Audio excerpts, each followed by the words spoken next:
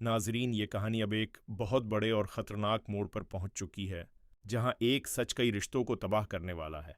कहानी अब उस मकाम पर पहुंच चुकी है जहां छिपे हुए राज एक एक करके सामने आने लगे हैं।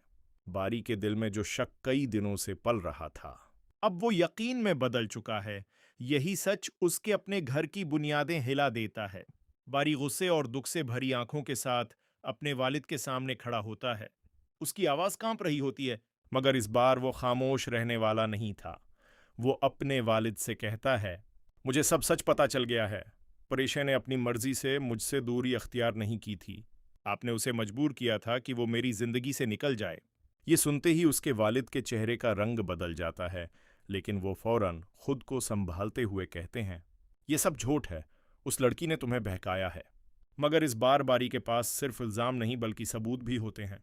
वे अपने फोन में मौजूद मैसेज और रिकॉर्डिंग्स दिखाते हुए कहता है, अगर आप सच कह रहे हैं तो फिर ये सब क्या है? आपने हमारी शादी क्यों रखवाई? आपने प्रीशे को मुझसे दूर जाने पर क्यों मजबूर किया? इतने में परिशय भी वहां पहुंच जाती है और माहौल मजीद कशीदा हो जाता है।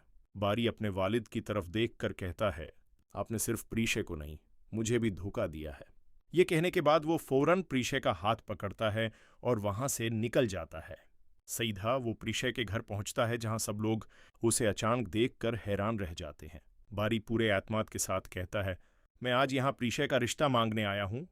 क्या आप अपनी बेटी की शादी मुझसे करेंगे? उसकी बात सुनकर सब एक दूसरे को देखने लगते हैं, मगर तभी प्रीशे आगे बढ़ती है और नहायत संजीदा लहजे में कहती है, बारी, शादी गुस्से या जद में लिया जाने वाला फैसला नहीं होता। पहले अपने वालिद को राजी करें, क्योंकि वो आज भी मुझे अपनी बहू मानने के लिए तैयार नहीं है। परीशे की आंखों में दर्द साफ नजर आ रहा होता है।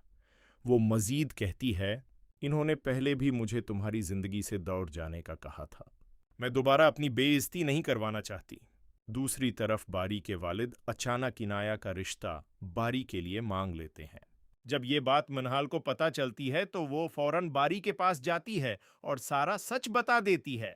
ये सुनते ही बारी शदीद गुस्से में आ जाता है और साफ लफ्जों में कहता है, मैं अनाया से कभी शादी नहीं करूंगा। अब वही होगा जो मैं चाहूंगा। मैं सिर्फ प्रीशे से मोहब्बत करता हूं और उसी से शादी करूंगा। लेकिन परेशे अब भी हाँ नहीं करती। वो बारी से कहती है, जब तक आपके वालिद दिल से इस रिश्ते को कबूल नहीं करते, मैं इस शादी के लिए तैयार नहीं हूं।